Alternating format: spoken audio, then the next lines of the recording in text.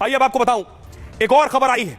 पति दुबई से आया था, पत्नी ने मार के ट्रॉली बैग में भरकर सड़क पर रख दिया। अगली तस्वीर आप देख रहे हैं, ये पत्नी है और ये पति दुबई रहता था, दुबई से आया है। ये वो बैग है जिस बैग में इस पति की बॉडी मिली है। अगली तस्वीर में आपको दिखाऊं, ये वो बैग मिला है सड़क पर पुलिस को, ट्रॉली बैग। सोचिए, पुलिस के लिए सबसे बड़ी चुनौती थी, रास्ते में एक बैग मिला, शव की इतनी बुरी हालत थी कि पहचानना मुश्किल था, पुलिस के लिए शिनाख्त करना मुश्किल था। इस बैग में इस पति की बॉडी थी। पत्नी ने हत्या कर शव के 2 टुकड़े किए, आधा धड़ बैग में और आधा धड़ बोरे में रखा।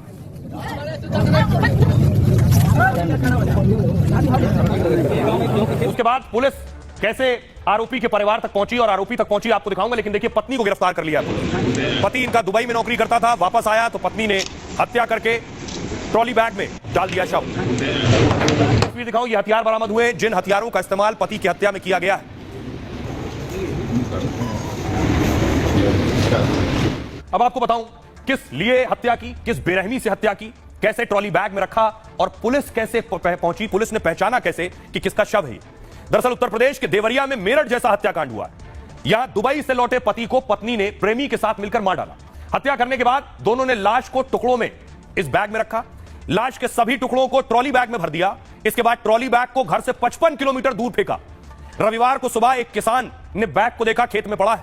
इसके बाद उसने स्थानीय पुलिस को जानकारी दी। पुलिस पहुंची, पुलिस ने ट्रॉली बैग खोला तो 2 टुकड़ों में लाश मिली। कमर से लेकर सिर तक के हिस्से को प्लास्टिक बैग में लपेटा गया था, जबकि कमर से पैर तक के हिस्से को बोरे में ठूस कर भर दिया गया था। सिर के ऊपर धारदार हथियार से हमले के निशान मिले हैं। पुलिस ने पूरा बैग चेक किया, लेकिन कोई शिनाख्त नहीं हो पाई किसकी बॉडी है, कहां से आई है। इसी दौरान पुलिस की नजर पड़ी बैग में लगे हुए बारकोड पर। एयरपोर्ट पर हवाई यात्रा के दौरान जो बैग पर बारकोड लगाते हैं, जो टैग लगाते हैं, इसी बारकोड के अंदर यात्रा करने वाले की पूरी जानकारी होती है। उसे स्कैन करेंगे तो पूरी जानकारी आ जाएगी। पुलिस ने एयरपोर्ट फोन लगाया तो पूरा मामला खुल गया। एयरपोर्ट से जानकारी मिली कि बैग दुबई से आए शख्स नौशाद का है। मौके पर पुलिस की जांच में एक विदेशी सिम भी मिला है। जबकि पुलिस घर पहुंची तो नौशाद की पत्नी ने रोने का ड्रामा किया। उसने कहा कि लापता है पति, लेकिन तभी घर में खून के निशान पुलिस को नजर आए। इसी वजह से पुलिस ने नौशाद की पत्नी को हिरासत में ले लिया। जब सख्ती से पूछताछ की गई तो उसने गुनाह कबूल कर लिया। पत्नी ने बताया कि भांजे से संबंध है और पति उसमें रुकावट था, इसलिए प्रेमी के साथ मिलकर पत्नी ने पति को रास्ते से हटा दिया। नौशाद नशे में आया तो दोनों ने गला दबाकर उसकी हत्या कर दी। कोई शव न पहचान सके, इसलिए नुकीले हथियार से पति का चेहरा भी गोद दिया। जब सूटकेस में शव नहीं आया तो 2 टुकड़ों में उसके शव को किया गया। फिलहाल पुलिस इस मामले की जांच कर रही है। पति के घर वालों का कहना यह है कि वो 10 दिन पहले दुबई से आया है। नौशाद और रजिया की 6 साल की बेटी भी है। आइए आपको सुनवाता हूं, सुनिए देवरिया के एसपी क्या कह रहे हैं। मृतक है, उसका भांजा से थोड़ी उनकी नज़दीकियाँ थी और जो मृतक है वो इसको पसंद नहीं करता था, तो इस सिलसिले में दोनों में थोड़ा अनबन रहती थी। और मृतक अभी कुछ 12-13 दिन पहले यहाँ आया था, दुबई में वो काम करता है और वो जाने वाला ही था। मनमुटाव के कारण इन्होंने प्लान किया है और ये प्री मेडिटेटेड मर्डर है। इनकी हत्या में ये खुद भी शामिल रही हैं और साथ में इनके पति का एक भांजा है रोमान और उसका मित्र हिमांशु, ये 3 लोग इस हत्या में शामिल रहे हैं। हत्या में जो घर के उपलब्ध जो 2-3 वेपन हैं, इसमें आला कत्ल में कुल्हाड़ी है, एक मूसल है और स्टील का चापड़ है। ये सब मेनली यूज किए गए थे। इन सबको properly as per evidence act बरामद कर लिया गया है। और आज की एक और बड़ी खबर है। बड़ी खबर, वक्फ को लेकर लंबे वक्त से घमासान मचा है, लेकिन पीएम मोदी की तैयारी है, अब यूसीसी की बारी है। दरअसल ये जो प्रोटेस्ट अब तक हो रहा है देश में, ये वक्फ को लेकर हो रहा है। वक्फ पर बवाल, हंगामा, प्रदर्शन अलग अलग शहरों में, अलग अलग राज्यों में हो रहा है। लेकिन अब अगली तस्वीर देखिए जरा, क्या तैयारी है। बीजेपी की तैयारी है यूसीसी लाने की। और ये कैसे पता चला, जब बीजेपी ने बाकायदा इसके लिए उनके ट्विटर हैंडल से एक ट्वीट हुआ कि अब यूसीसी आने वाला है, यानी समान नागरिक संहिता। बीजेपी अब यूनिफॉर्म सिविल कोड की तरफ बढ़ रही है। वक्त के बाद यह है वो ट्वीट जो बीजेपी ने ट्विटर हैंडल से किया है पीएम मोदी को लेकर कि मोदी जो ठान लेते हैं वो करते हैं। राहुल गांधी ने कहा हम बैठेंगे जब जाके मौका मिले सरकार करता। मोदी जी को एक तो मैंडेट नहीं है और माइनॉरिटी गवर्नमेंट है, ये गवर्नमेंट कभी भी गिर सकती है। My mother raised me as the kindest and the sweetest person you'll ever met. But if you mess with me, then I will show you.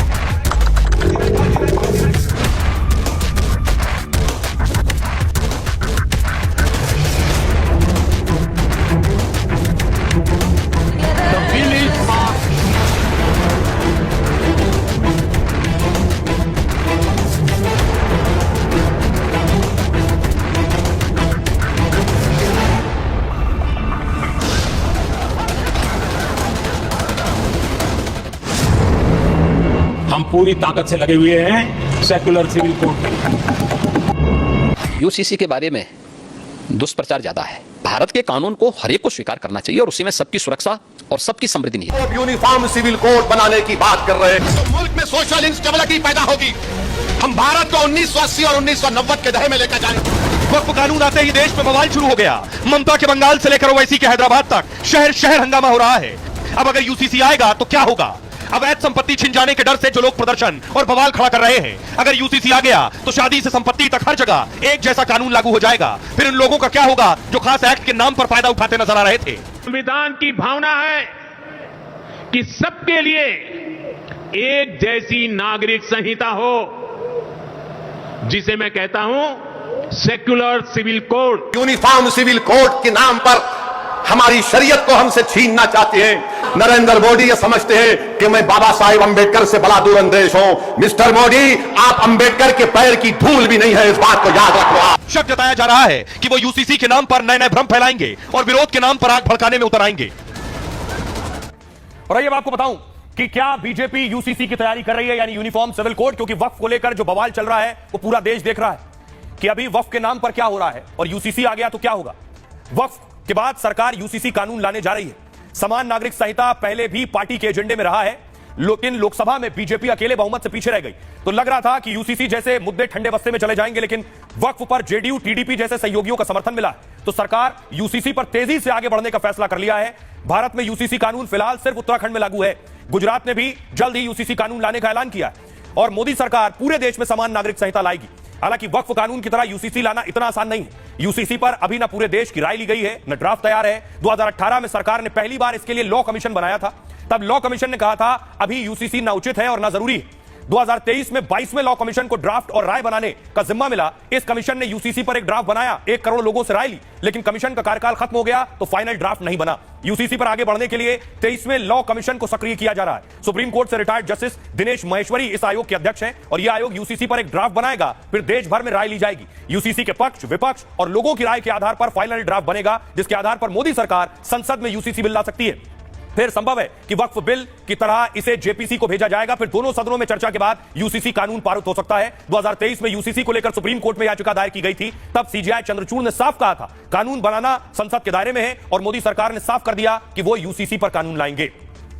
जैसे ये जानकारी मिली कि वक्फ के बाद यूसीसी, तो सुनिए जरा मुस्लिम धर्मगुरु क्या कह रहे हैं और आम लोग क्या कह रहे हैं। यूसीसी किसी भी सूरत पे मुसलमानों को मंजूर नहीं है, क्योंकि वो शरीयत का लिहाज पास उसमें नहीं किया जाएगा, मजहब में गवर्नमेंट की मुदाखलत समझी जाएगी। ये सब कानून बहुत पहले लेके आना चाहिए था मुसलमानों के लिए। 3 तलाक का मसला हुआ था, आज औरत लोग को कम से कम उनको सपोर्ट हो गया कि भाई अभी कोई हमको 3 तलाक बोल नहीं सकता। और इसके लिए यूनिफॉर्म सिविल कोड जो आ रहा है तो इसके लिए हर सब एक समान हो जाएंगे। ये गलत है। प्रशासन को, सरकार को ऐसा नहीं करना चाहिए। सभी धर्म गुरुओं से इन लोगों को बात करना चाहिए कि बतलाना, पूछना चाहिए उनसे कि ये होना चाहिए नहीं होना चाहिए। ये कानून होना चाहिए, ये कानून होना चाहिए और जिसमें गरीब का भला होना चाहिए। कानून किसी ने होगा भाई जमहूरियत है। सवाल ये है कि यहाँ पर हर मजहब का मान सम्मान दिया गया है। अगर आप कोई काम कर रहे हो तो उसको आप तो सब कुछ करना पड़ेगा ना, अकेले नहीं कर सकते। हमारे देश की जो संविधान है, इस संविधान में कलम 44 इसमें तो लिखा हुआ है कि समान नागरिक कायदा होना चाहिए। हर धर्म, हर समाज को एक कानून, एक छाया के नीचे आना चाहिए। तो इसका हम स्वागत करते हैं कि सभी के लिए समान चीजें हो। जितना भी जो भी कर रहा है, जो भी कोई भी कानून निकाला है मुसलमान के खिलाफ है, ठीक है।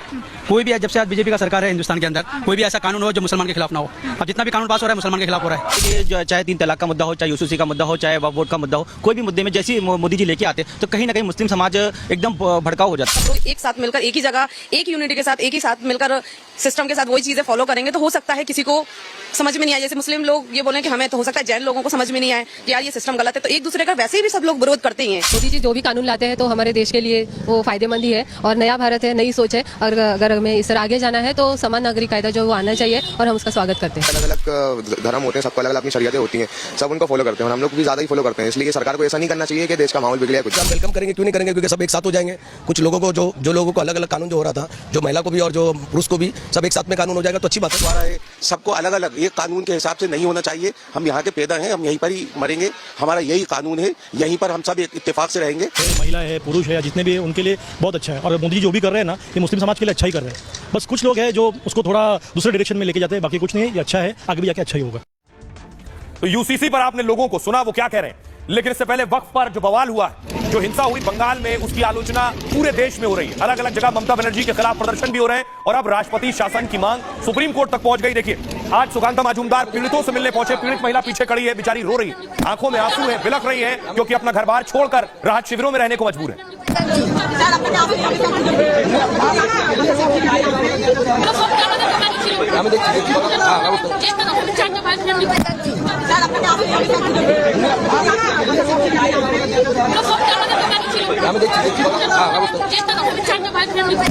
और यही तस्वीर पूरे देश में देखी तो यह गुस्सा दिल्ली में ममता बनर्जी के खिलाफ नारेबाजी हो रही। सरकार बर्खास्त करो, बंद करो।